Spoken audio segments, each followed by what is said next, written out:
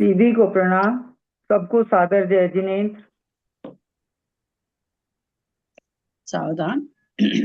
ओकारं बिंदु संयुक्तं नित्यं ध्यायन्ति योगिनः कामदं मोक्षदं चैव ओंकाराय नमो नमः। अविरल सद्गन होगा प्रक्षाली सकल भूतल कलंका मुनिभिरूपासी तीर्था सरस्वती हरतुन दूरितम अज्ञान तिमिरांधान चक्षुरुन्मिलितं येन तस्मै श्री गुरुवे नमः। श्री परम गुरुवे नमः। परम्पराचार्य गुरुभ्यो नमः। सकल कलुष विध्वंसकं श्रेषां परिवर्धकं धर्म संबंधकं भव्य जीव मन प्रतिबोधकारकं पुण्य प्रकाश पापणासमिदं शास्त्रं श्री आदि पुराण ग्रंथ राज नामधेयम् अस्य मूल ग्रंथ कर्तारः श्री सर्वज्ञ देवास्तुतर ग्रंथ कर्तारः श्री गंधर देवा प्रतिगंधर देवा तेषां वचन सार्थमासाद्य श्रीमत जिनसेनाचार्येण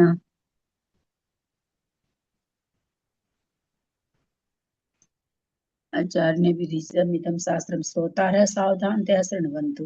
मंगलम भगवान वीरो मंगलम गौतमो गणि मंगलम कुंद कुंदाधो जय धर्मोस्तु मंगलम सर्वमंगल मांगल्यम सर्वकल्याणकारकं प्रधानम सर्वधर्माणां जयनं जयतु शासनम जयनं जयतु शासनम जयनं जयतु शासनम सरस्वती नमस्तुभ्यं वरदे कामरूपिणि विद्यारंभं करिष्यामि सिद्धिर्भवतु मे सदा।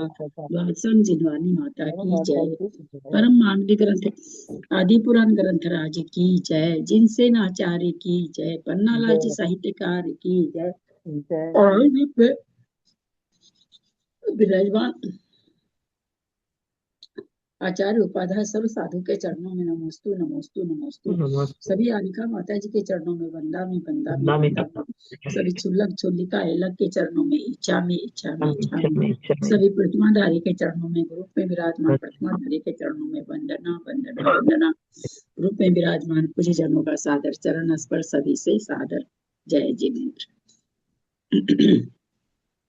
श्रीमते सकल ज्ञान दीदी साम्राज्य को प्रणाम सभी को। धर्म चक्र भरते भरते नमः संसार भी मुझते। बोलो आदिनाथ भगवान की जय। प्रणाम दीदी। दीदी को प्रणाम सभी को सादर जय जिनेन्द्र। सभी को सादर प्रणाम सभी को सादर जय जिनेन्द्र। सभी को प्रणाम सभी को जय जिनेन्द्र। एक बात बोलना चाहूंगी, कोई बुरा नहीं माने। जब आप चालू करते हो तो पता तो चल ही जाता है दीदी मंगलाचरण कर रही है, तो उस टाइम कोई बीच में जय जिनेन्द्र या कुछ भी नहीं बोले, क्योंकि मंगलाचरण में डिस्टर्ब होता है, आवाज रिकॉर्डिंग में अच्छी नहीं आती। फिर उसके बाद में जो भी करना हो उसके बाद में जय जिनेन्द्र या पेज नंबर जो भी पूछना हो बाद में पूछ ले, मंगलाचरण के बीच में नहीं पूछे। ठीक है दीदी, सॉरी दीदी। नहीं, आपको नहीं बोलने, बहुत जनों के होता है, आपके लिए नहीं बोल रही हूँ, सभी के लिए बोल रही हूँ। देख लिया कि चालू करते ही पता तो चल ही जाता है मंगलाचरण चल रहा है, तो 2 मिनट बाद में कर लिया करिए सभी को। आज स्नेह जैन जी ने कल पढ़ा था, आज अनीता बाकलीवाल पढ़ेगी। है क्या अनीता बाकलीवाल? संतोष देवी सूरत। संतोष देवी तो आती नहीं ना, वो तो आती हाँ, नहीं। आते ही नहीं है, वो तो आते ही नहीं है आजकल। उनका नाम हटा दो, बेकार पुकारने से कोई फायदा नहीं, हटा दो। अच्छा ठीक है। मुन्नी मुन्नी जैन। हाँ, मुन्नी जी हैं। जय जिनेन्द्र सभी को।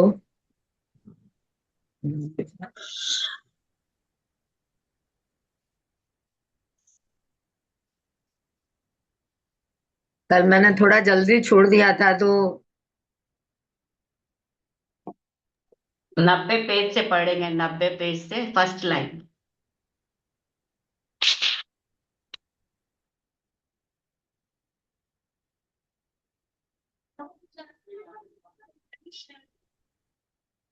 क्या बोल रहे हो? आप म्यूट हो मुन्नी जी, आप म्यूट हो। श्लोक नंबर बताएंगे प्लीज। हाँ, 81 से पढ़िए आप। 81 से। Thank you. दीदी को सादर प्रणाम। तदनंतर उन्होंने विंध्याचल के मध्य भाग में समुद्र तक फैली हुई और किसी से न रुकने वाली उसकी कीर्ति के समान नर्मदा नाम की उत्तम नदी देखी, जल का प्रवाह अनेक लहरों से भरा हुआ है। ऐसी वह नर्मदा नदी पृथ्वी रूपी स्त्री की लंबी चोटी के समान जान पड़ती थी, अथवा शेष सब पर्वतों को जीत लेने की सूचना करने वाली विंध्याचल की विजय पताका के समान मालूम होती थी। सेना के क्षोभ से जिसके ऊपर पक्षियों की पंक्तियां उड़ रही है, ऐसी वह नदी क्षण भर के लिए ऐसी जान पड़ती थी मानो उसने चक्रवर्ती के आने पर तोरण ही बांधे हो। हमें भी चूंकि कितना वह पेज नंबर है? 90 ओके। 84 का पूरा हुआ है, 85 से चालू हुआ। चूंकि वह नर्मदा नदी जल को पार करने वाली रानियों के लिए उनकी जांघों के पास मछलियों के द्वारा धक्का देती थी, इसलिए वह सचमुच ही उन्हें नर्मदा अर्थात क्रीड़ा प्रदान करने वाली हुई थी।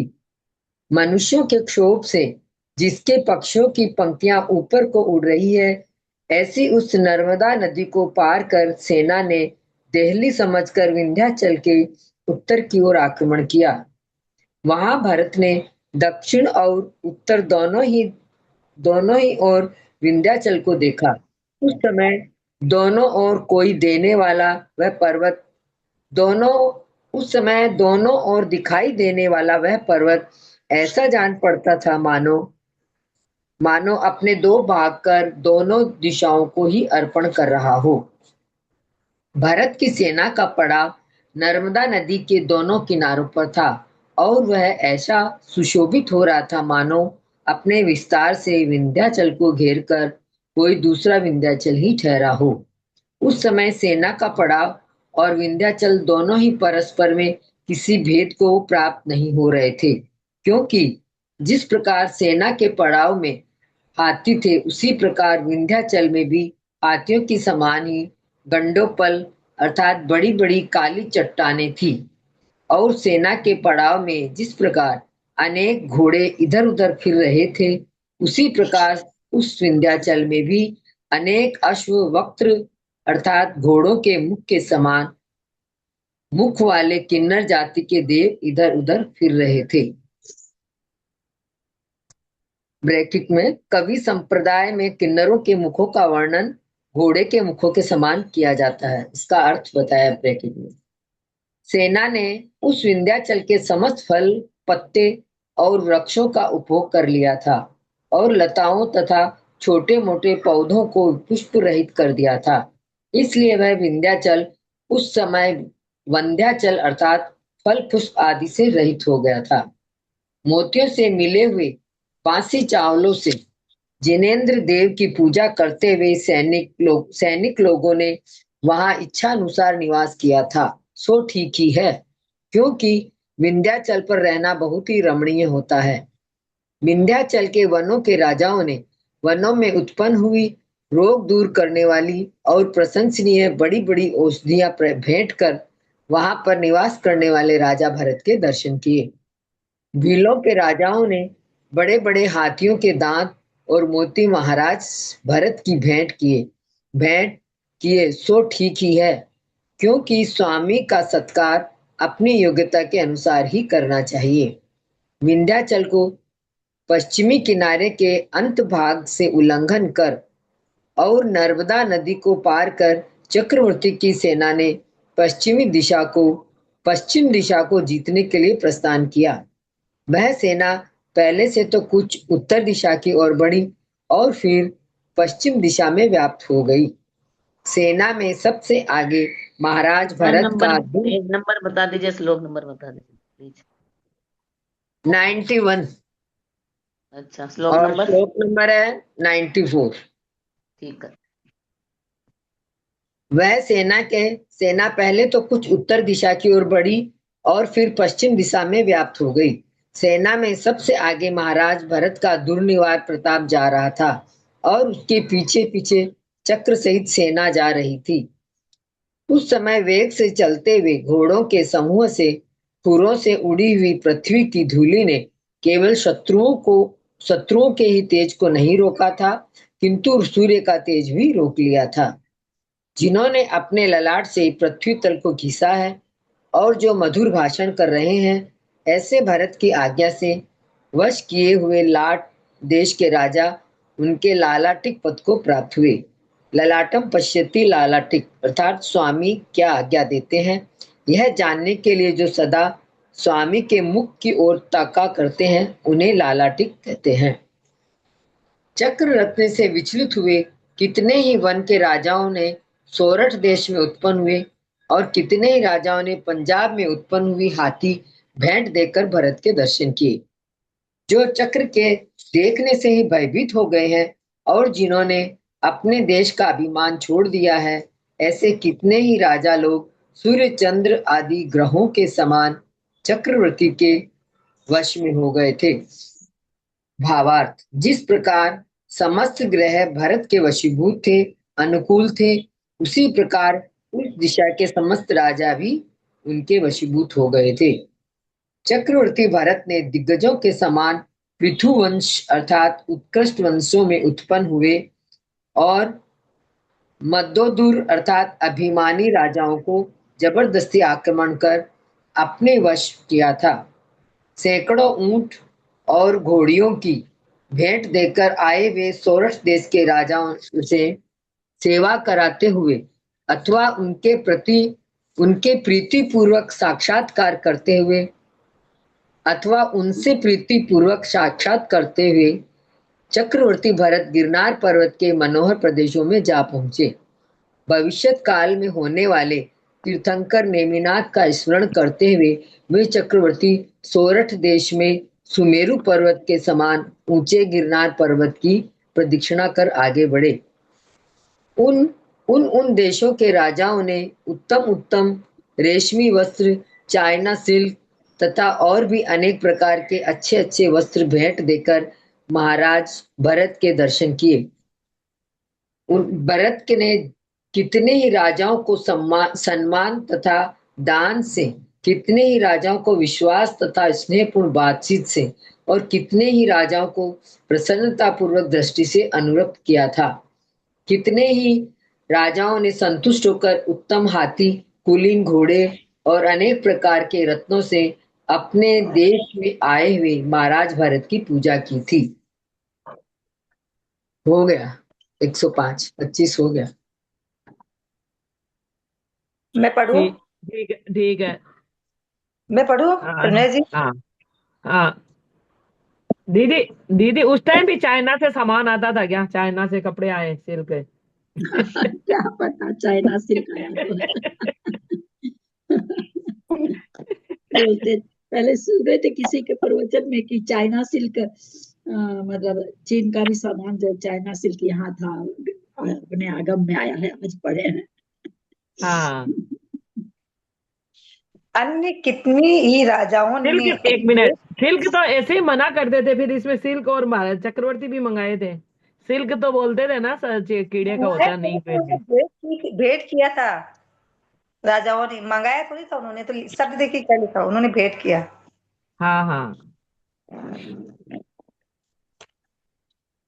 अन्य कितने ही राजाओं ने वेग से चलने वाले तथा शरीर, बुद्धि, अवस्था और बल आदि गुणों से सहित तुरस्क आदि देशों में उत्पन्न हुए घोड़ों के द्वारा भरत की सेवा की।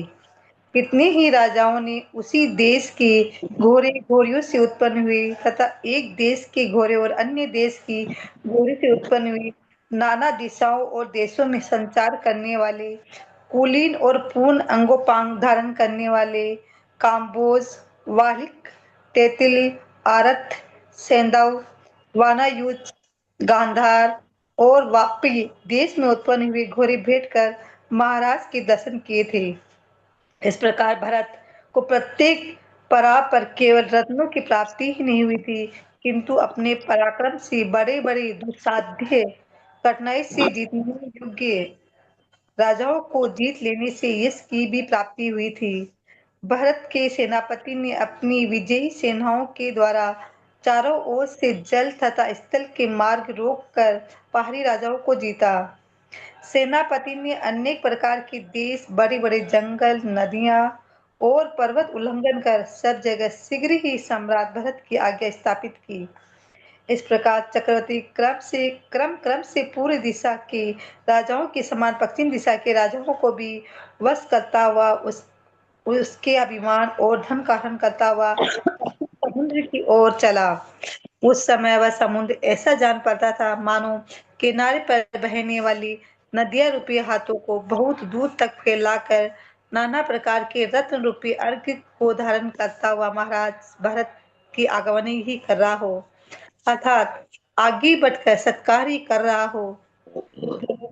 हैं कि समुद्र के रत्न सूप से नापे जा सकते हैं। वे वे उसी की ठीक ठीक प्रशंसा नहीं करते बल्कि अप्रशंसा ही करते हैं, क्योंकि यहाँ तो इतने अधिक रत्न हैं कि जो बड़े बड़े जहाज रूपी नापों से भी नहीं नापे जा सकते हैं। इस समुद्र लवण समुद्र इस नाम से बिल्कुल ही तुच्छ कर दिया गया है। स्पीड कम रखिए, थोड़ी स्पीड कम रखिए। अच्छा, ये समुद्र लवण समुद्र इस नाम से बिल्कुल ही तुच्छ कर दिया गया है। पेज क्या हुआ? नंबर कितना, पेज नंबर कितना है? 93 और 115 114 खत्म हो गया, 115 चल रहा है। वास्तव में ये रत्नाकर है। इस प्रकार उस समय भरत आदि राजाओं ने उससे बहुत बड़ा माना था। जिस दिशा में जाकर सूर्य भी अपने तेज की अपेक्षा मंद हो जाता है, उसी दिशा में पश्चिमी राजाओं को जीतते हुए चक्रवर्ती भरत का तेज अतिशय दीप्यमान हो रहा था। चक्र रत्न को धारण करता हुआ युद्ध रूपी समुद्र को पार करता हुआ और शत्रु की उद्विग्न करता हुआ वह भरत उस समय ठीक सूर्य के समान देदीप्यमान हो रहा था। जो राजलक्ष्मी से युक्त है, ऐसे उस भरत ने समुद्र के किनारे किनारे जाकर अपने हृदय के समान कभी शुद्ध न होने वाला अपनी सेना का पहराव सिंधु नदी के द्वार पर लगवाया है। भावार्थ, जहाँ सिंधु नदी समुद्र में जाकर मिलती है, वहां अपनी सेना के डेरे लगवाए। सेना के हाथियों के उपभोग से जहाँ के वृक्ष निकुंज अर्थात लता गृहों के समान हो गए, ऐसे सिंधु नदी के किनारे मनोहर वन में भरत की सेना के लोगों ने निवास किया। तदंतर कार्य के प्रारंभ में करने योग्य समस्त कार्यों को जानने वाले पुरोहित ने वहां पर मंत्र के द्वारा चक्ररत्न की पूजा कर विधि पूर्वक धर्म चक्र के स्वामी अर्थात जिनेन्द्र देव की पूजा की और फिर गंधोदक से मिली हुई पवित्र सिद्ध शिक्षकों और पुण्य रूप अनेक आशीर्वादों से चक्रवर्ती भरत को आनंदित किया। तदंतर जिसने दिव्य अस्त्र धारण किए, ऐसे भरत ने पहले के समान रथ पर चढ़कर गोपद के समान तुच्छ समझते हुए लमन समुद्र में प्रवेश किया। अपनी प्रभा से सूर्य की प्रभा के समूहों को तिरस्कृत करते हुए भरत ने वहां जाकर अतिशय कांतिमान प्रभास नाम के व्यंतरों के स्वामी को जीता। तदंतर चक्रवर्ती ने उस प्रभास देव से जय लक्ष्मी रूपी मछली को पकड़ने के लिए जाल के समान मोतियों का जाल, कल्प वृक्ष के फूलों की माला और सुहन का जाल भेद स्वरूप प्राप्त किए। इस प्रकार विजयी भरत ने अपने पुण्य कर्म के उदय से अच्छे अच्छे देवों को भी जीत लिया। इसीलिए ए पंडित जन, तुम भी उत्कृष्ट फल देने वाले पुण्य रूपी धन का सदा उपार्जन करो। अनुपम लक्ष्मी के धारक भरत उछलती हुई बड़े बड़े घोड़ों की सेना के खोरों से कूदी हुई पृथ्वी से उड़ती हुई रथ की धूलि के द्वारा समुद्र को कलुषता को प्राप्त कराते हुए सिंधु द्वार पर पहुंचे और वहां उन्होंने विधि पूर्वक प्रभास नाम के देवों को जीतकर उससे सारभूत धन प्राप्त किया, जो अपने वक्ष स्थल पर लक्ष्मी के झूला की लता के समान कल्पवृक्ष के फूलों की माला धारण किए हैं, जिसका ऊंचा शरीर मोतियों और सुहन के बने हुए दो जालों से अलंकृत हो रहा है, जो निर्भय है और लक्ष्मी का स्वामी है। ऐसा यह भरत लक्ष्मी के विवाह गृह के समान समुद्र से निकल रहा है और नवीन वर की उत्कृष्ट कांति को धारण करता हुआ अत्यंत सुशोभित हो रहा है।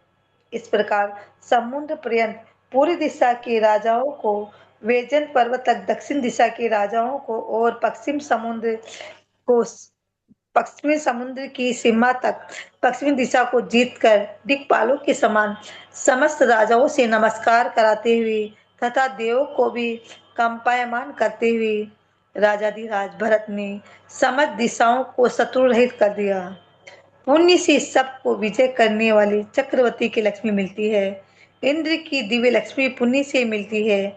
पुण्य से ही तीर्थंकर की लक्ष्मी प्राप्त होती है और परम कल्याण रूप मोक्ष लक्ष्मी भी पुण्य से ही मिलती है। इस प्रकार ये जीव पुण्य से ही चारों प्रकार की लक्ष्मी का पात्र होता है। इसीलिए ये शुद्धिजन, तुम लोग भी जिनेंद्र भगवान के पवित्र आगम के अनुसार पुण्य का उपार्जन करो।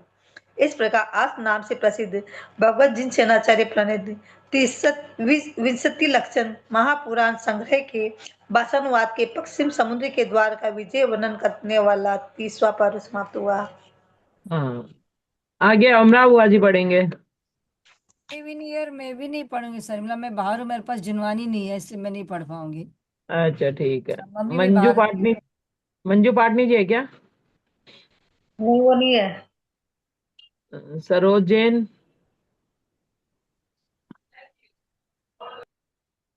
सरोज जैन भी शायद नहीं है। पुष्पा लुहाड़िया नहीं है वो, है? उसका मैसेज आ गया था, वो नहीं है। अभी बाहर अच्छा हूँ। अच्छा, बीना जी मेरठ, वो भी नहीं है, बीना उसका उसका उसका आंख का ऑपरेशन हुआ है कल, बीना का। सरला सरला पाटनी, वो भी नहीं है शायद। हेमा जी, हेमा मौसी आप पढ़िए।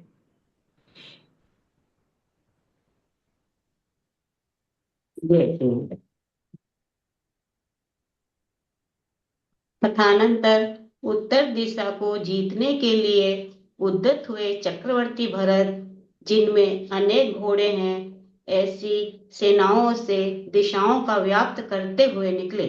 उस समय घोड़ों के गुण जानने वाले लोगों ने धोरित नाम की गति से उनकी चाल जानी, उत्साह से उनका बल जाना, स्फूर्ति के साथ हल की चाल चलने से उनकी शिक्षा जानी और शरीर के गुणों से उनकी जाति जानी। गति की चतुराई को धोरित, उत्साह को पराक्रम, विनय को शिक्षा और रोमों की कांति के शरीर का गुण कहते हैं। अच्छी तरह मार्ग तय करने वाले घोड़े मार्ग में बहुत जल्दी जल्दी जा रहे थे और ऐसे जान पड़ते थे मानो अपने पीछे के भागों से अगले भागों की उल्लंघन ही करना चाहते हो। अपने खुरों से उड़ती हुई पृथ्वी की धूलि का कहीं हमारे ही शरीर के साथ स्पर्श न हो जाए, इस भय से ही मानो अनेक बड़े बड़े घोड़े अपना पराक्रम प्रकट करते हुए मार्ग में उस धूलि को उल्लंघित कर रहे थे। कितने ही घोड़े अपनी छाया का भी अपने साथ चलना नहीं सह सकते थे, इसलिए ही मानो वे उसे अपने खुरों से तोड़ रहे थे, परंतु सूक्ष्म होने से उस छाया को कुछ भी बाधा नहीं होती थी। कितने ही घोड़े ऐसे जान पड़ते थे मानो चलने के प्रारंभ में बजते हुए नगाड़े आदि बाजों के साथ साथ अपने पैरों से पृथ्वी रूपी रंगभूमि पर नृत्य ही कर रहे हो, जिनका स्वभाव और पराक्रम स्थिर है, परंतु जिन्होंने अपने चलते हुए खुरों से पृथ्वी खोद डाली है, ऐसे घोड़ों की चंचलता केवल चलने से ही थी, अन्यत्र नहीं थी। जिनका वेग वायु के समान है, जो उत्तम जाति के हैं और जो योग्य हैं, ऐसे चक्रवर्ती के घोड़ों की संख्या 18 करोड़ थी। जिसने किनारे के वन रोक लिए हैं, जिसने किनारों की पृथ्वी तोड़ दी है और जो जल को कम करती जाती है, ऐसी चलती हुई वह सेना मानो सिंध नदी के साथ शत्रुता ही धारण कर रही थी। भावार्थ, वह सेना सिंधु नदी की हानि पहुंचाती हुई जा रही थी। वह सिंधु नदी मानो चक्रवर्ती भरत के आने से संतुष्ट होकर ही सुख देने वाली अपनी लहरों के पवन से धीरे धीरे सेना के मुख्य लोगों की सेवा कर रही थी, जो गंगा नदी के समस्त वर्णन से सहित है और फेनों से भरी हुई है। ऐसी सामने आई हुई सिंधु नदी को देखते हुए निधिपति भरत उत्तर दिशा को जीती हुई के समान समझने लगे थे। सिंधु नदी के किनारे किनारे अपनी सेनाओं के द्वारा उत्तर दिशा के राजाओं को वश करते हुए कुलकर भरत धीरे धीरे विजयार्थ पर्वत के समीप जा पहुंचे, जो मणियों के बने हुए 9 शिखरों से बहुत विशाल मालूम होता था। ऐसा वह चांदी का विजयार्थ पर्वत भरत ने दूर से ऐसा देखा मानो शिखरों के बहाने अर्घ ही धारण कर रहा हो, जिनकी शाखाओं के अग्रभाग रूपी भुजाएं वायु से हिल रही है। ऐसे वृक्षों से वह पर्वत ऐसा जान पड़ता था मानो दूर से सन्मुख आए हुए विजयी भरत को बुला ही रहा हो। शिखरों के समीप से ही पड़ते झरने के जल से वह पर्वत ऐसा अच्छा सुशोभित हो रहा था मानो चक्रवर्ती भरत के आने पर उनके लिए पाद्य अर्थात पैर धोने का जल ही देना चाहता हो। वह पर्वत पुन्नाग, नाग, केसर और सुपारी आदि के वृक्षों से भरे हुए तथा मनोहर अपने किनारे के वन के प्रदेशों से ऐसा जान पड़ता था मानो विश्राम करने के लिए स्वामी भरत को बुला ही रहा हो, जो अपने वन के चारों ओर वायु से उड़ते हुए फलों की पराग का चंदुआ तान रहा है और शब्द करते हुए कोकिल ही जिसके निगाड़े हैं। ऐसा वह पर्वत भरत का सम्मान करने के लिए सामने खड़े हुए के समान जान पड़ता था। इस विषय में अधिक कहने से क्या लाभ, इतना ही बहुत है कि वह पर्वत बड़े प्रेम से प्रकट किए हुए सत्कार के सब साधनों से दिग्विजय करने के लिए उद्यत हुए भरत को मानो सत्कार ही कर रहा था, जिसके चारों ओर तोरण बंधे हुए हैं। ऐसी वन की ऊंची वेदी का उल्लंघन कर सेनापतियों के द्वारा नियंत्रित की हुई वश की हुई सेना के वन के भीतर प्रवेश किया। समस्त दिशाओं में फैलने वाली सेनाओं से उस वन के समीप को समस्त भूमियां भर गई थी। उनके पक्षी रूपी प्राण उड़ गए थे और उस समय वे ऐसे जान पड़ते थे मानो श्वासोच्छ्वास से रहित हो गई हो, अर्थात सेनाओं के बोझ से दबकर मानो मर ही गई हो, जो पहले कभी सुनने में नहीं आया था और जिसकी प्रतिध्वनि उठ रही थी। ऐसा सेना का कलकल शब्द सुनकर वन में रहने वाले पशु बहुत ही भयभीत और दुखी हो गए थे, जो अपने शरीर की अपेक्षा ऐरावत हाथी के समान था, जिसके समस्त अंगोपांगों का विभाग ठीक ठीक हुआ था और जो मधुर गर्जना कर रहा था। ऐसा कोई सफेद रंग का हाथी सेना के क्षोभ से वन के भीतर से निकलता हुआ बहुत ही अच्छा सुशोभित हो रहा था। मेरे मन में कुछ भी भय नहीं है, जिसकी इच्छा हो सो देख ले। इस प्रकार दिखलाता हुआ ही मानो कोई सिंह जाकर जम्हाई लेता हुआ मुंह खोल रहा था। अष्टापद बड़े वेग से ज्वर की ओर उछलकर ऊपर की ओर मुंह करके नीचे पड़ गया था, परंतु बनाने वाले नामकर्म को चतुराई से पीठ पर के पैरों से ठीक ठीक आ खड़ा हुआ था। उसे कोई चोट नहीं आई थी। हो गया ना 25।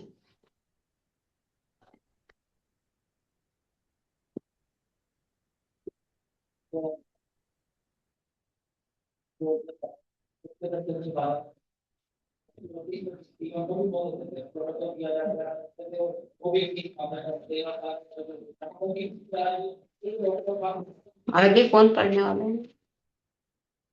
शर्मिला जी बता बोलो रही कौन कौन हाँ पढ़ना है? बता रही हूँ 1 मिनट। अंजना अंजना भाभी है क्या? नहीं है शायद अंजना भाभी भी ना। होती थी, होती है, वो तो रोज हाँ होती है। है ना, अंजना भाभी आए ना। हाँ हाँ पढ़ लेती।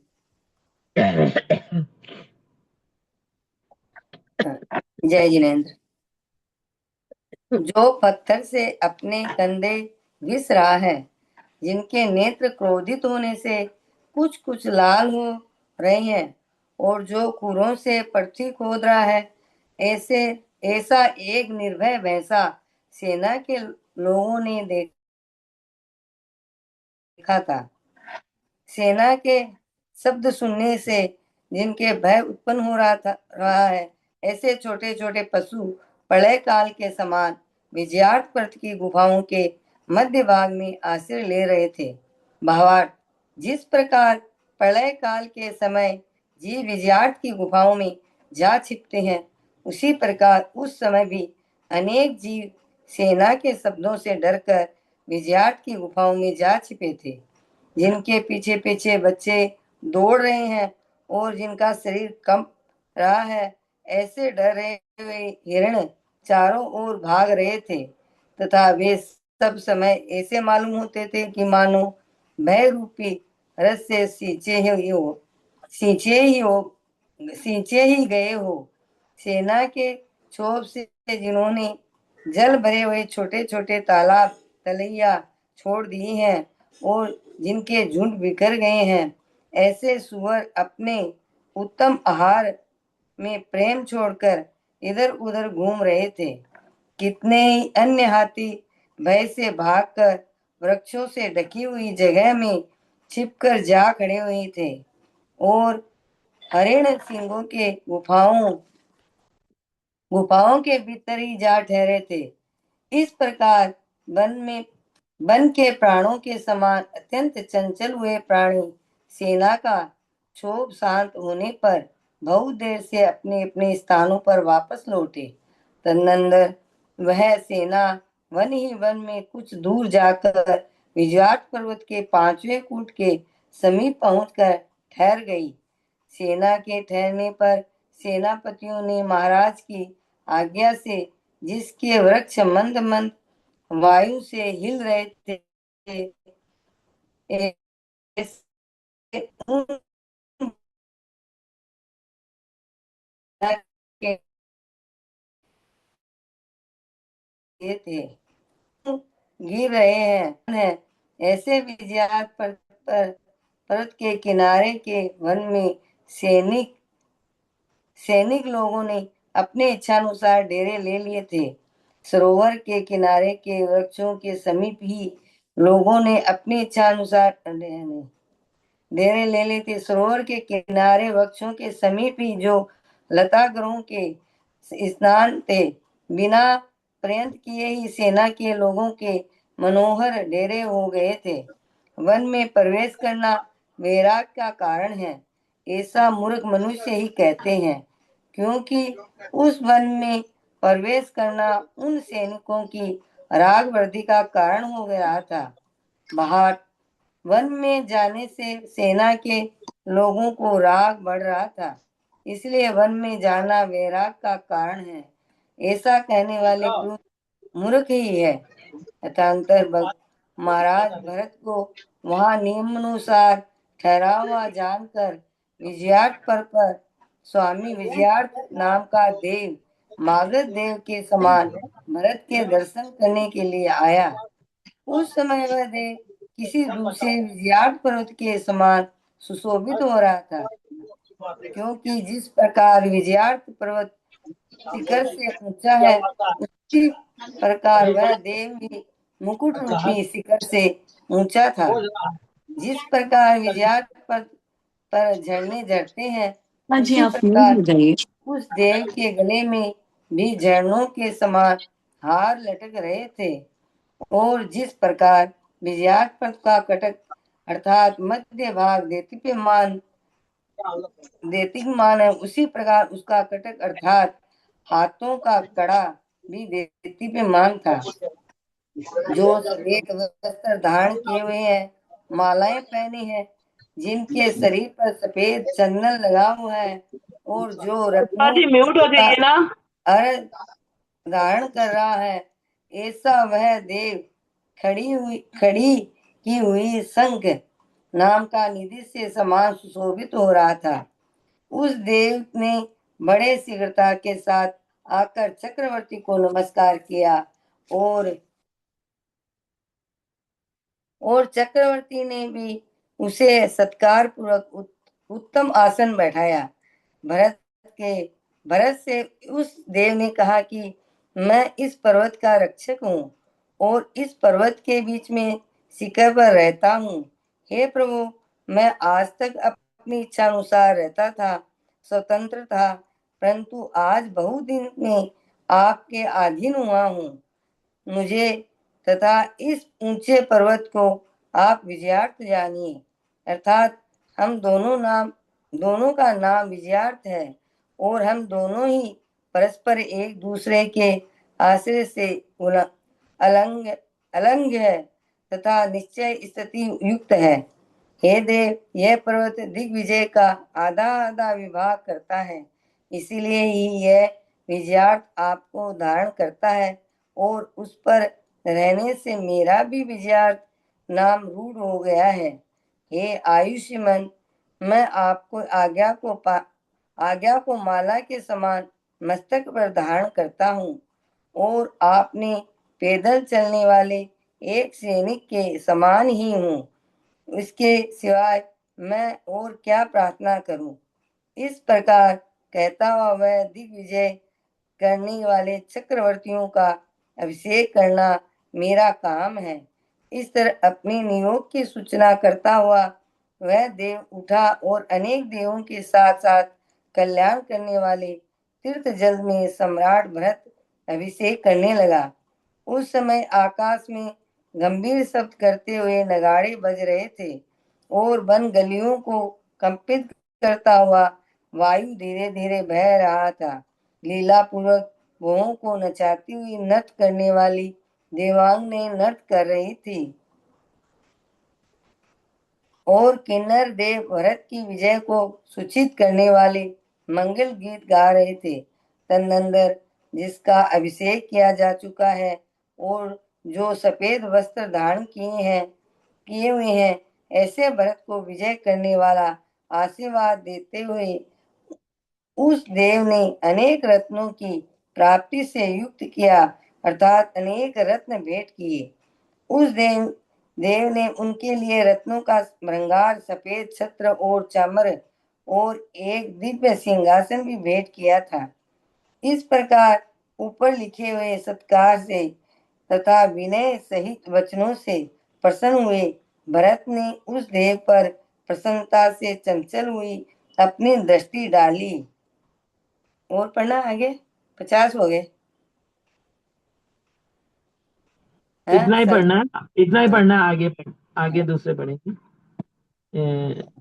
सुनीता जी नाथ द्वारा शायद नहीं है। बीना जी पार्स भी आ रहे क्या? ऑपरेशन हुआ हुआ है, वो भी नहीं पढ़ पाएंगे। उनका भी पैरों का ऑपरेशन हुआ हुआ है, घुटनों का। प्रभा देवी पांड्या, प्रभा नानी जी पढ़े। दीदी पेज नंबर बता दीजिए शर्मिला जी। हाँ, एक मिनट। ये 100 पेज नंबर है, 51 से पढ़ेंगे। प्रभा नानी जी पढ़े। सबको जय जिनेन्द्र। 51 नंबर से पढ़ना ना शर्मिला? हाँ हाँ, 51 से। विजात पर्वत के जीत लेने पर समस्त दक्षिण भारत जीत लिया गया, ऐसा मानते हुए चक्रवर्ती ने चक्ररत्न की पूजा की। उन्होंने चक्ररत्न की पूजा गंध, पुष्प, धूप, दीप, जल, अक्षत, फल और दिव्य नैवेद्य के द्वारा की थी। विजात पर्वत तक विजय कर लेने पर भी उत्तरार्ध को जीतने की आशा से उद्यत हुए चक्रवर्ती का विजय का उद्योग शिथिल नहीं हुआ था। तदनंतर वह भरत कुछ पीछे लौटकर विजात पर्वत की पश्चिम गुहा के समीपवर्ती वन को अपनी सेवा के द्वारा घेर कर ठहर गया।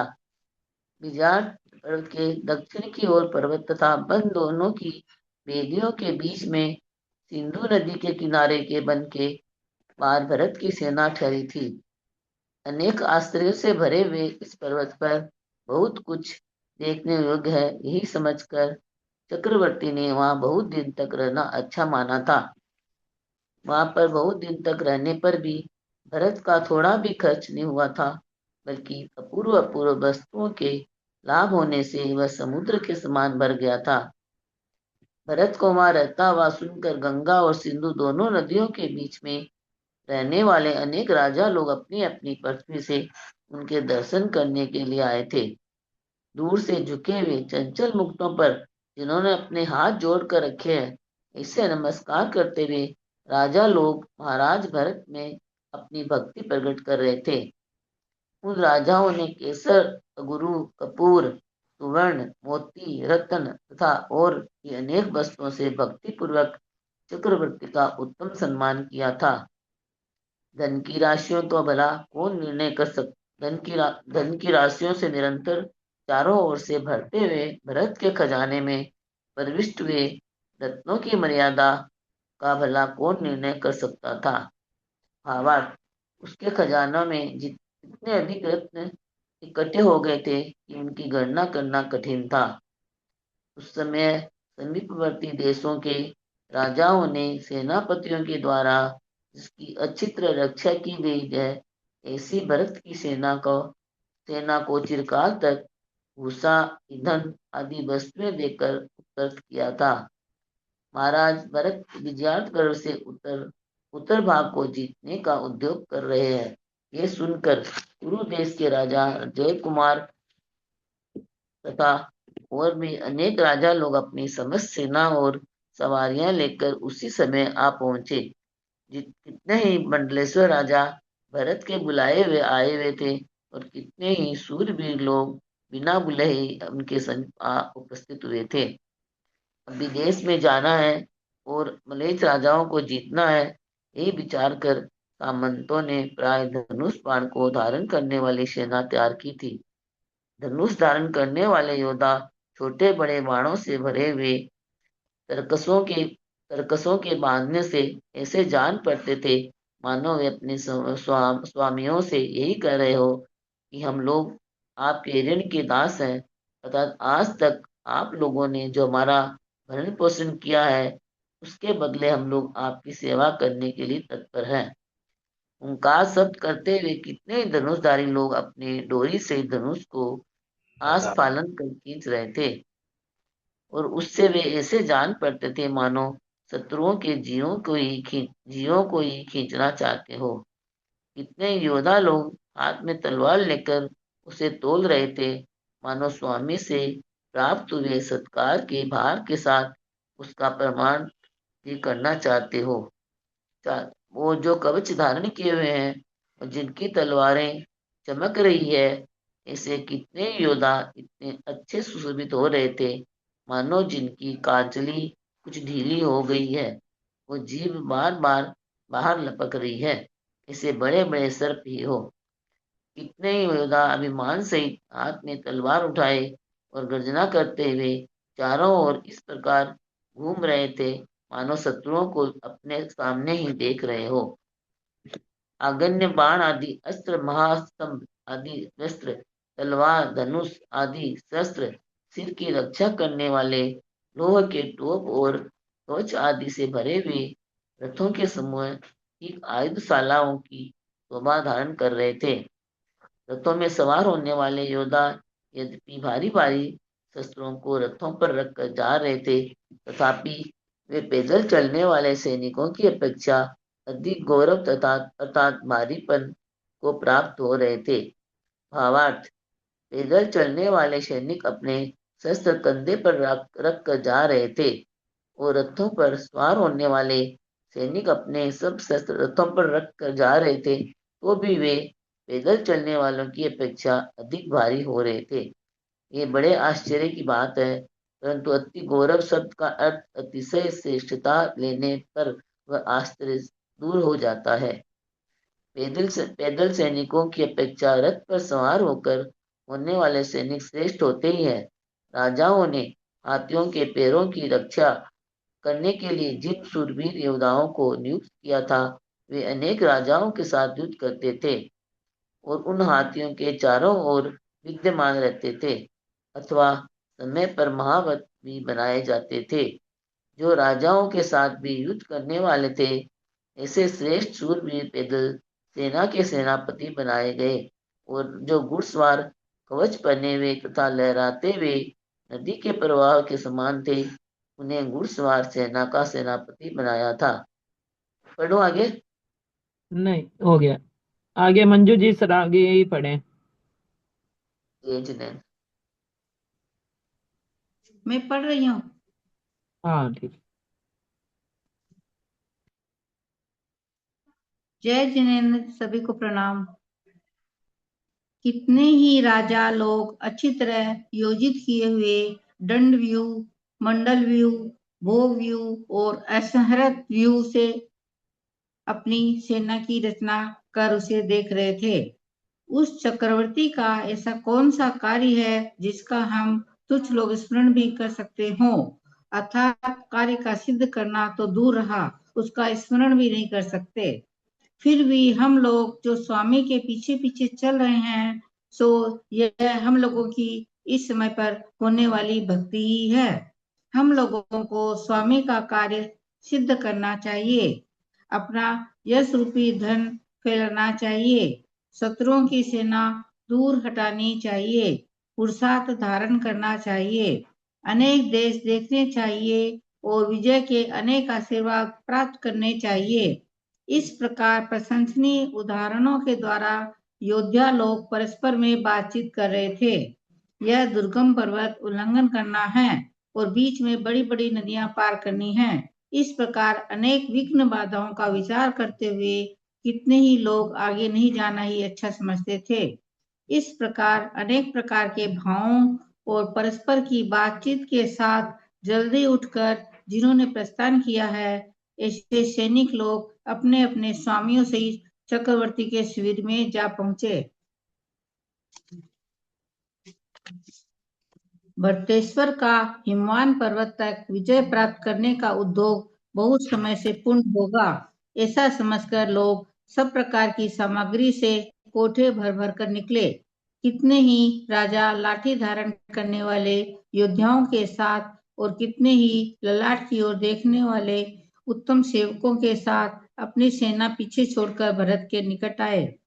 इस प्रकार अपनी अपनी सेना सहित चारों ओर से आते हुए अनेक सामंतों ने एक जगह इकट्ठे होकर, जिनकी आज्ञा सब जगह दीप्यमान है, और ऐसे चक्रवर्ती का जय जयकार किया। जिस प्रकार नदियों के समूह से समुद्र भर जाता है, उसी प्रकार सहायता देने वाले सामंतों के समूह से भरत की सेना सभी ओर से भर गई थी। जिस प्रकार भगवान के जन्म कल्याण के समय वन और भूमि सहित सुमेरु पर्वत देवों की सेनाओं से भर जाता है, उसी प्रकार वह विजयात पर्वत भी वन और भूमि सहित चारों ओर से सेनाओं से भर गया था। भरत की सेनाओं के से अधिष्ठित हुए विजयात पर्वत के शिखर अलग अलग तने हुए राजमंडपों के स्वर्ग की शोभा धारण कर रहे थे, जिसमें चारों ओर से रथ चल रहे हैं, घोड़े हिनहिना रहे हैं और हाथी गरज रहे हैं। ऐसी उस सेना ने उस विजयात पर्वत को एक शब्दों से ही अधीन कर दिया था, अर्थात शब्दमय बना दिया था। गुफाओं के छिद्रों से जिसकी प्रतिध्वनि निकल रही है, ऐसी सेना के शब्दों को धारण करता हुआ वह पर्वत ऐसा जान पड़ता था मानो सेना से घिर जाने के कारण फू शब्द ही कर रहा हो, अर्थात रो ही रहा हो। इस बीच में भरत ने दीप्यमान मुकुट की कांति से, जिसने आकाश को भी पीला कर दिया है और जो पर्वत पर से नीचे उतर रहा है, ऐसा एक देव आकाश में देखा, जिसके आभूषण तथा वस्त्र दीप्यमान हो रहे हैं। ऐसा वह देव अपने सेवकों सहित उस पर्वत से उतरता हुआ ऐसा सुशोभित हो रहा था मानो जिसके आभूषण और वस्त्र दीप्यमान हो रहे हैं, ऐसा वन सहित कल्प वृक्ष ही हो। क्या कोई दिव्य प्रभा का समूह आकाश में फैल रहा है, अथवा क्या बिजली का ही समूह है, अथवा वह अग्नि की ज्वाला ही है? इस प्रकार अनेक कल्पनाओं से लोगों ने जिसे क्षण भर देखा था, जो पहले तो वह कोई कांति का समूह है इस प्रकार सामान्य रूप से देखा गया था, परंतु बाद में अवयवों के प्रकट होने से जिसका पुरुष का सा आकार साफ साफ प्रकट हो रहा था, जो अपना कृतमाल नामक नाम प्रकट करने के लिए चंपा के फूलों की माला पहने हुए था, और जो अपने उससे फूले हुए कृतमाल वक्त के समान जान पड़ता था, ऐसा उस देवों को चक्रवर्ती भरत ने अपने समान खड़ा हुआ देखा। आने के साथ ही नमस्कार करते हुए उस देव को अकस्मात अपने सामने देखकर भरत ने उसे यथा योग्य सत्कार के साथ आसन दिया। भरत की आज्ञा से वह देव आसन पर बैठा और उसके लोकोत्तर तेज को देखता हुआ क्षण भर के लिए आश्चर्य करने लगा।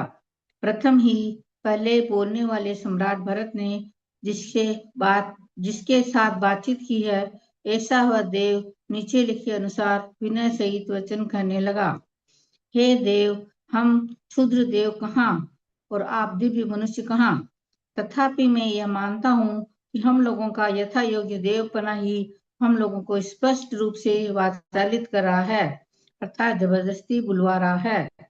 हे आयुष्मान, आप जैसे शासन करने वालों का कुशल मंगल पूछने के लिए हम लोग लज्जित हो रहे हैं, क्योंकि इस जगत का सब तरह का कल्याण करना आपके ही अधीन है। जगत का कल्याण करने के लिए जिसकी चतुराई प्रसिद्ध है और जो समस्त पृथ्वी को जीतना चाहती है, ऐसी आपकी इस दाहिनी भुजा की कुशलता है ना? जय जिनेन्द्र।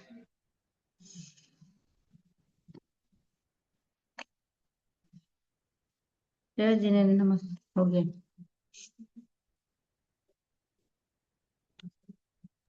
समय आगे हो पढ़ो। गया है। हाँ, सो तक तो हो गया।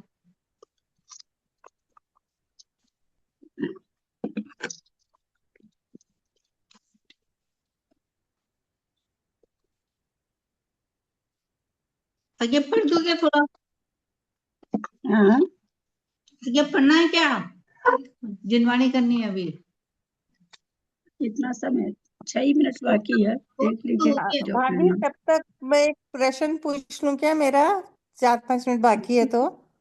ललिता भाभी हाँ जी, बोलिए।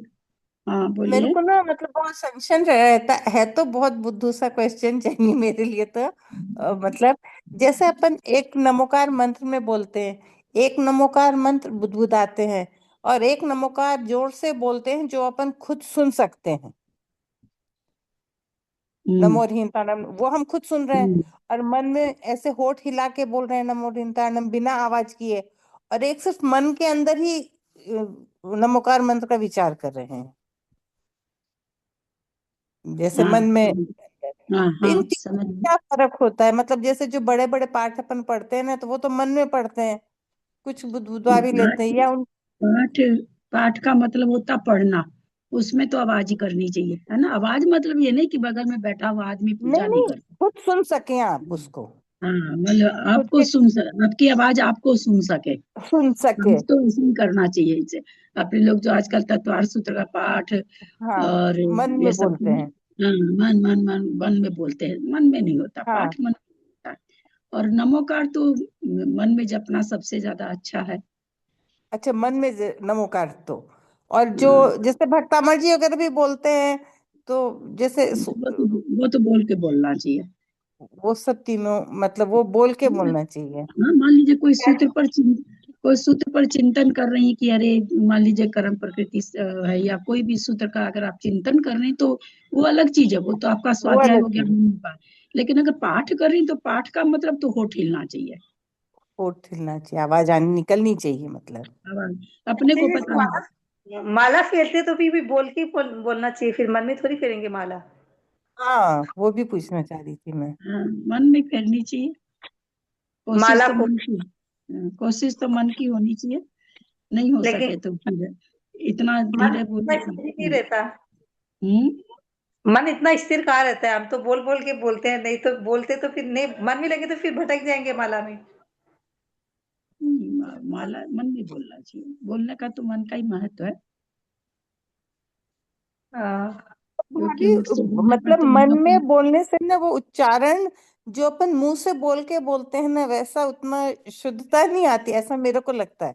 नमो अरिहंताणम, नमो सिद्धाणम, और एक मन में बोले तो वो थोड़ा फास्ट बोलने में भी आता है, और मतलब नहीं, आप बोलते बोले नहीं इसलिए आपको ऐसा लग रहा है, ऐसा कुछ नहीं है। बोलने से मतलब है ना, वो तो क्या है, अभी नाम नहीं याद आ रहा मेरे को। एकदम नहीं याद आ रहा। मुंह से मतलब बोल कर, जोर से बोल करके जाप का महत्व कम हो जाता है ना? अंतर जप। मन से जाप का महत्व ज्यादा है। क्योंकि बोल के तो अपने रटा हुआ है, नमो नमो हाँ सीधा नमो नमो, और हाँ मन हाँ सारी दुनिया ही घूम लेता है फिर तो मन। मुंह से बोलने से तो दुनिया, सारी दुनिया में पाता है मन। मतलब दीदी मुंह से बोलें तो ऐसे बोलें कि आवाज ही नहीं निकले, ऐसे तो उच्चारण कर सकते हैं ना कि मतलब नहीं, नमो उच्चारण अरिहंत। आवाज हो चाहे नहीं हो, आवाज हो चाहे नहीं हो, उच्चारण। अरे आप चालू कर लेते हैं, जी आवाज हो चाहे ठीक करिए ना अपना फोन।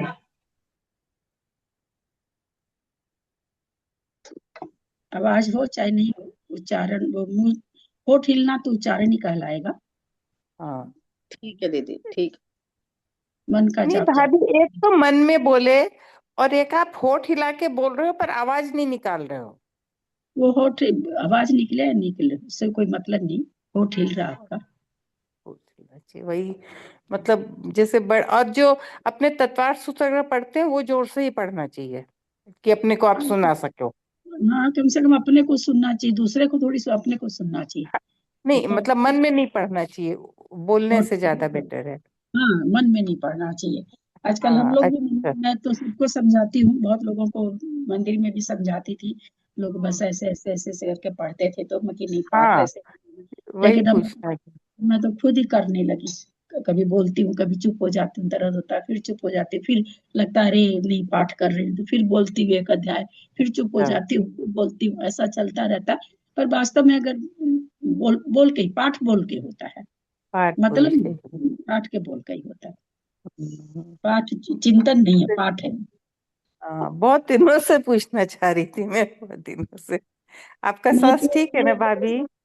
मैं तो ये जो आप लोगों को बता रही हूँ, मैं आप लोगों को बता दूं, मैं व्याकरण के हिसाब से, साइंटिफिक हाँ बहुत हिसाब से इन good। चीजों को बता रही हूँ। मैं नहीं जानती हूँ, महाराज माता जी ऐसे, ये महाराज जी लोग ये तो जरूर कर रहे हैं कि मानसिक जाप का मतलब ज्यादा वैल्यू है। क्योंकि मुंह से तो रटा हुआ है तो रटते चले जा। आजकल क्या कर रहे हैं, बोला उल्टा नमोकार जपो, क्यों कहने हाँ लगे उल्टा? तो भाई उल्टा जब जपते हैं ना तो थोड़ा दिमाग लगाना पड़ता है कि अरे अभी लोहे सौ साहु नाम बोले, अब वो अध्याय नाम, थोड़ा सा उसमें दिमाग लगता है।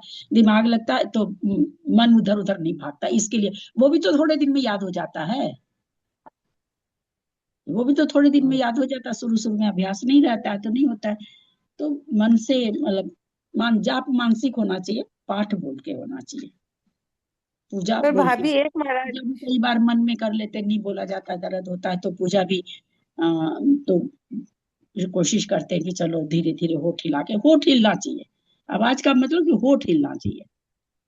भाभी एक माता जी ने जैसे कहा कि साउथ वेस्ट के कोने में उल्टा नमोकार मंत्र जपो, और अपन मंदिर के हिसाब से ये सब नॉर्थ मैं में इन चीज बोलते हैं। में मैं इन चीज से एकदम अलग हूँ। मेरे मेरे को ये सब चीज, मेरा तो मन लग जाए वही कोना ठीक है, यही पूरा ठीक है। इतना ज्यादा हाँ नहीं ठीक है। वो बोले साउथ वेस्ट तो एकदम साउथ उल्टा कॉर्नर हो गया भगवान का। साउथ का थोड़ा, हाँ ईशान कोण हो गया, ठीक है ईशान कोण, वही तो अभी बोलने जा रही थी ना कि थोड़ा सा ईशान कोण को लोग बोलते हैं कि भाई पूजा के लिए ठीक रहता है, तो ठीक, लेकिन ऐसा नहीं कोई ईशान दिमाग नहीं ईशान हुआ ना, को साउथ वेस्ट तो ईशान कहाँ हुआ? साउथ वेस्ट साउथ तो वेस्ट ईशान हुआ। उल्टा नैऋत्य। कोना हो गया ना भाभी, नैऋत्य ईशान कोण। का उल्टा कोना, वहां पे उल्टा नमोकार मंत्र बोलो। अच्छा साउथ वेस्ट का हो। साउथ वेस्ट तो हाँ नैऋत्य कोण हुआ ना, नैऋत्य कोण। वहां पे उल्टा नमोकार मंत्र बोलो। वही ना कहते, मैं ये सब चीज में बिल्कुल भी नहीं हूँ, दीदी थोड़ा उल्टा सा भी नहीं। नमोकार मंत्र पढ़ने से क्या होता है, क्यों पढ़ते हैं उल्टा में? मैं आपको बोली तो कि मैं एकदम नहीं बता पाऊंगी, क्योंकि मैं इन सब में बिल्कुल भी नहीं हूँ। मैं न इन सब चीजों पे विश्वास करती हूँ, न मैं इन नमो चीजों लोय, में, मैं नमो लोय नहीं। सबे सवनम से शुरू करो नीचे से। उसका एक ही है कि भाई ध्यान उधर मन लगा लग रहे। मन और लग कोई, जाता है। हाँ और कोई बाकी तो पहले पहले अरिहंतों को ही नमस्कार करना चाहिए, सिद्धों को ही करना चाहिए, साधु को तो बाद में होना चाहिए। वो एक केवल उसी के लिए कि भाई थोड़ा सा चित्त उसमें लग जाए, और कुछ उसका तात्पर्य नहीं है। हम भी महाराज लोग के मुंह से सुने हुए हैं। और इतना ज्यादा मेरे को ये इस कोने से उस कोने से, ठीक है, कोशिश रहती कि भाई समाई कर रहे हैं तो पूरब या उत्तर मुख हो, क्योंकि हाँ दक्षिण मुख सही बात है दीदी, ये बात सही है। बाहर जाते हैं, बाहर बहुत जाते, पता ही नहीं रहता है कौन सा पूरब है कौन सा उत्तर है। सोचते दूसरे दिन सुबह पूछेंगे कोई से, सुबह समाई करते तो याद आता है, फिर दिन उगता दिन भर भूल जाते हैं पूछना, फिर वापस समाई पे बैठते तो लगता है पूछे ही नहीं किसी से। तो ठीक, अपने चारों कोना में भावपूर्वक कर लेते कि भाई चारों कोना का ऐसे। तो मैं इन चीजों पे बहुत ज्यादा रिजिड नहीं हूँ, मेरा थोड़ा अपना दूसरा हिसाब किताब है। मेरा एक ही चीज मन रहता है कि मेरा मन लगना चाहिए, मेरा शांत होना चाहिए, मेरे मन में अच्छे विचार आने चाहिए, मेरे को उतने से ही मतलब रहता है, बहुत ज्यादा। पॉजिटिव ऊर्जा रखे मतलब, हाँ, पॉजिटिव ऊर्जा रखे मतलब। मतलब ये चीज है ना कि जिनका ये साधन क्यों जुटाए जाते हैं, साधन का वैल्यू नहीं है ऐसा नहीं है, साधन का वैल्यू है। कब है? जब हम बहुत कमजोर हैं, तब इन साधनों से थोड़े से हमारे में हिम्मत आती है। क्योंकि जब जैसे कहते हैं ना भाई कि क्या उसको कहते हैं मकान में जो होता है वास्तु से, है ना, वास्तु खराब है तो आपको घाटा लग रहा है, आपके घर में बीमार पड़े, तो आज से 100 बरस पुराना मकान है, क्या हमेशा अच्छा ही रहा? क्या घर में लोग मरे भी हैं, पैदा भी हुए हैं, लेकिन चार आना है, लेकिन तब है कि वो नकारा नहीं जा सकता, चार आना बाकी तो आपका अपना कर्म है, आपका अपना बोया हुआ बीज है। लेकिन चार आना वो है तो लोग सोचता है भाई इस चार आना को ठीक करें तो शायद कुछ ठीक हो जाए। ऐसा नहीं कि वो सब चीज है नहीं, पर उन चीजों में एकांत से पता चला कुछ हो या नहीं हो, मकान तो हमने तुड़वा लिया, एक तो पहले ही घाटा था घर में और मकान और तुड़वा लिया। तो बहुत ज्यादा इन सब चीजों पे थोड़ा बहुत हो पाता है, जितना हो जाए। बहुत ज्यादा गृहता मेरे इन चीजों में नहीं है, शुरू से बचपन से मैं थोड़ी सी इन बातों से अलग हूँ। मुझे ज्यादा ये सब ऐसे करने से इतना पुण्य होगा, ऐसे करने से इतना पुण्य होगा, ऐसे आरती करने से 100% पुण्य होगा, ऐसे आरती करने से 10% पुण्य होगा। अरे भाव लगने से पुण्य होगा, अगर ऐसे इस तरह से करने 100% पुण्य, तो फिर इसी से मोक्ष चला जाएगा ना आदमी, इसी से मोक्ष जरूरत ही नहीं रहेगी कुछ। ऐसा कुछ नहीं है, तब है कि भाव लगना चाहिए, भाव नहीं तो कैसा भी कुछ भी करिए, कोई भी आसन बेकार है, कुछ भी, सब चीज बेकार है। भाव लग रहा है तो आप दक्षिण मुंह भी बैठे हैं, साधारण से कपड़े का आसन पर बैठे तो भी अच्छा है। तो सारी चीजों का एकांत प्लास्टिक के चेयर पे बैठ के कर सकते हैं भाभी, मैं तो प्लास्टिक की चेयर पे ही बैठ के करती हूँ। प्लास्टिक की चेयर, प्लास्टिक तो हमने बहुत पहले 15-20 साल पहले एक बार, इसमें 15 साल तो हो ही गया होगा, एक बार मैंने पढ़ लिया था इसमें, हाँ, मोबाइल में। आप इससे ज्यादा अशुद्ध चीज तो एक प्रकार से कह सकते हैं कि मल मूत्र भी नहीं, इतना गंदा चीज है ये प्लास्टिक। उसमें पढ़े थे तो मेरा तो रोंगटा खड़ा हो गया था। और आजकल तो घरों में प्लास्टिक के डिब्बे, उसको जूठा से भी छुआ जाता है, वो कभी जूठा होता ही नहीं है। जैसे एक बार बहुत अच्छा कमेंट आया था कि जो ये है ना, जो ये गद्दे उद्दे देते हैं, क्या कहते हैं उसको, किराए पर हाँ, किराए पे गद्दे देते हैं, रजाई कौन क्या कहलाती है, दरिया टेंट दरी हाउस, देते हैं, टेंट टेंट हाउस पे दरिया देते हैं, हाँ टेंट हाउस वाले। तो उसमें बड़ा दरी अच्छा देते है हैं। था कि इनके गद्दे पे कोई मर जाए तो अशुद्ध नहीं होता है, इनके गद्दे पे टट्टी पिसाब, वो जाते हैं घरों में, शादियों में तो सब कुछ होता है उस गद्दे पर, हाँ, इनके हाँ, गद्दे कभी अशुद्ध नहीं होते कभी अशुद्ध होते ही नहीं। अपनी हाथ में कुछ हो जाए तो अपने फेंक देते उसको बाहर, पर इनके गद्दे कभी अशुद्ध नहीं होते। बड़ा अच्छा, बहुत ही अच्छा कमेंट्स आया था एक बार इसी में, यूट्यूब में मोबाइल वीडियो। फोन के लिए भी बोलते हैं भाभी, बाथरूम में भी ले जाते हैं और मंदिर में भी ले जाते हैं मोबाइल फोन। ले जाने वाले तो ले जाते हैं, अब अब तो जिनको एक जितनी घंटे सुविधा हो गई है उतनी वो क्रिया खराब हो गई है सारी। नहीं, पर भाभी ये बात बताइए कि प्लास्टिक की कुर्सी पे बैठ के अपन जाप या वो सब पढ़ सकते हैं ना अब समय क्या पर? करें, बैठा ही नहीं जाता है, उस पर डाल सकते हैं तो उसकी चटाई डाल लीजिए, डालने तो नहीं अच्छा तो रहेगा। मैं तो मंदिरों बहुत में तो जो इतने विधान होते हैं उसमें भी प्लास्टिक के चेयर लगाते हैं भाभी, बड़े बड़े कुर्सी विधानों में। कुर्सी खरीद के आई थी नई, एक्सरसाइज की, तो प्लास्टिक की, तो उसमें कागज इससे आई थी, मतलब क्या कहते हैं ऑनलाइन आई थी। तो पूरा एकदम खूब बढ़िया मोटे कागज से, ये कार्टन वाले कागज से वो ढकी हुई थी। मैं 5 साल तक मैंने कागज उतारा ही नहीं। तो उसी के पीछे मेरे जमाई आए, तो बोले, उनको लगा क्या कि कुर्सी टूटी हुई है इसीलिए इसको कागज से रैप करा हुआ है। तो बोले मम्मी आप दूसरी कुर्सी क्यों नहीं मंगा लेते इतना। मैं क्यों, एकदम नई है। बोले नहीं, मैं क्या और क्या, तो मैंने कागज नहीं उतारा। तो वो फिर कहते हैं, बोले बहुत अच्छा किया आपने। कागज का जो ये होता नेगेटिव होती है ना, वो कागज से पार होके आपके मंत्रों की ऊर्जा कुर्सी में नहीं जा सकती। तो वही बोलने लगे, थोड़ा सा ये सब जानते भी हैं, डॉक्टर भी हैं, काफी बहुत बड़े डॉक्टर भी हैं। बोले बहुत अच्छा आपने कर रखा। वहां से कलकत्ते से बेंगलोर सारा सामान आया, सारा कागज उसने उतार दिया। मेरे को इतना अफसोस हुआ, इतना सा कागज भी नहीं उतरा 5 साल में, इतनी बढ़िया से मुझको। मेरे को थोड़ी सी गंदी होने से भी चिढ़ रहती है, वो भी बात है। मेरे को फिर मेरा बैठने का मन नहीं करता गंदे प्लास्टिक के कुर्सी पाटे पर, तो इसलिए भी नहीं उतारी। और वही प्लास्टिक से बचना चाहती थी तो मैं लगा ही रहने दी। तो प्लास्टिक तो खराब है ही है। प्लास्टिक के पाटे पर बैठ करके पूजा करते ही हम लोग मंदिर में करते ही हैं, क्या करें। तो नहीं सब चीज तो प्लास्टिक की आ रही है, चटाई लो, पाटा लो, स्टूल लो, सब प्लास्टिक के ही आ रहे हैं। प्लास्टिक, सब प्लास्टिक ही। तो कहाँ, देखिए ना कितना मन से लोग करने वाले जाप भी करते हैं, पूजा भी करते हैं, ऐसा नहीं कि लोग नहीं करते हैं। उतना फल कहाँ मिलता है। तो वही सही अगर बात आसन, इसलिए इसलिए कहा जाता है कि उसका उसका वैल्यू है। अगर आप कोई वांछा लेके कोई चीज कर रहे हैं, किसी चीज का बोल करके अगर आप जाप कर रहे हैं, पूजा कर रहे हैं, तो उसमें वो सारी शुद्धि होनी जरूरी है। फिर उसमें तो वो सारी शुद्धि होनी जरूरी है, नहीं तो उसका फल फिर ठीक नहीं मिलता। और ऐसे अपने जाप करते हैं तो ठीक, अपने भावों से कर रहे हैं। अपने यहाँ तो अपवित्र व पवित्रो असर्वस्थाम गतो अपि वा, कहा ही गया कि किसी भी अवस्था में नमोकार का जाप हो सकता है। तो फिर कोई, और मानसिक जाप तो कहीं भी कर सकते हैं आप, सो के बैठ के कैसे भी।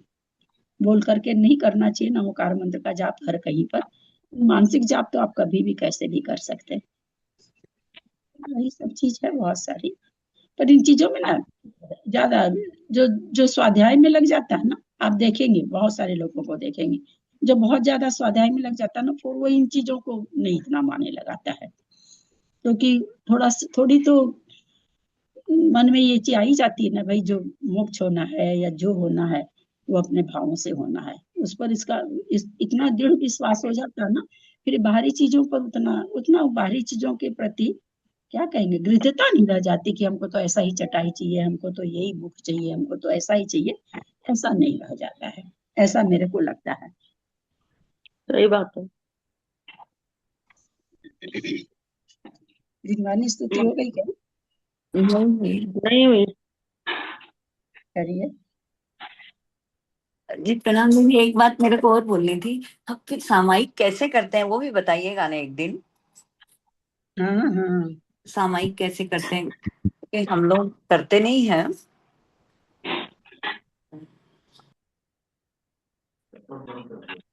ठीक है।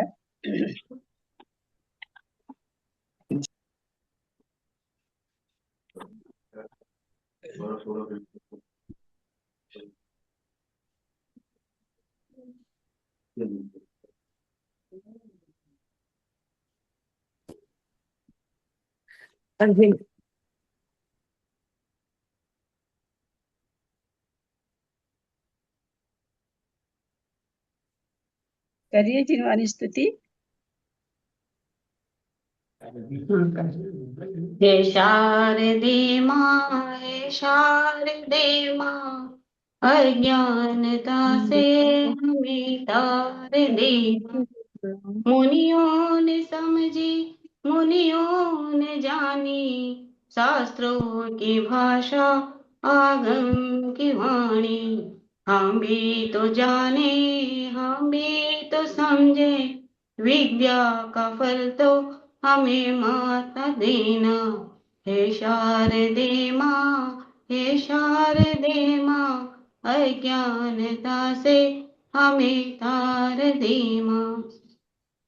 तू ज्ञानदायी हमें ज्ञान दे दे, रत्न त्रयों का हमें दान दे दे। मन से हमारे मिटा दे अंधेरे, हमको उजालों का सिर द्वार देना। हे शारदे माँ, हे शारदे माँ, अज्ञानता से हमें तार दे माँ। तू मोक्षदायी ये संगीत तुझ में, हर शब्द तेरा, हर भाव तुझ में। हम हैं अकेले, हम हैं अधूरे, तेरी शरण माँ हमें तार देना। हे शारदे माँ, हे शारदे माँ, अज्ञानता से हमें तार देना। जवानी के ज्ञान से तुझे लोका लो, सोवाणी मस्तक धरो सदा दे तू दो।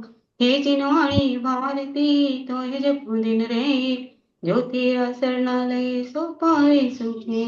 देव जो अरहंत को गुरु से निर्ग्रंथ, ध्यान रम बालो सदा ही मोक्ष का फल। जय गुरु द्वादश जिनवाणी माता की जय। नमो नमः।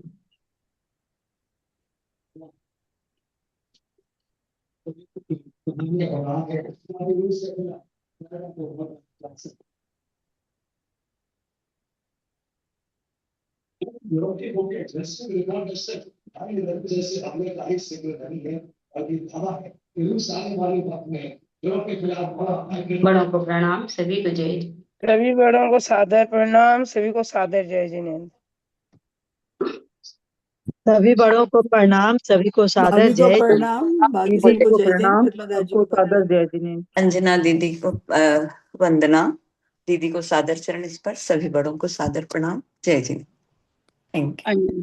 अंजना जी को वंदना, बड़ों का सादर चरण स्पर्श, सभी से सादर जय जिनेन्द्र। उनको पेपर लेने बोल रखी हूँ, उनको टाइम नहीं अभी, एक देखें कब लेते हैं। एंड कर रही हूँ।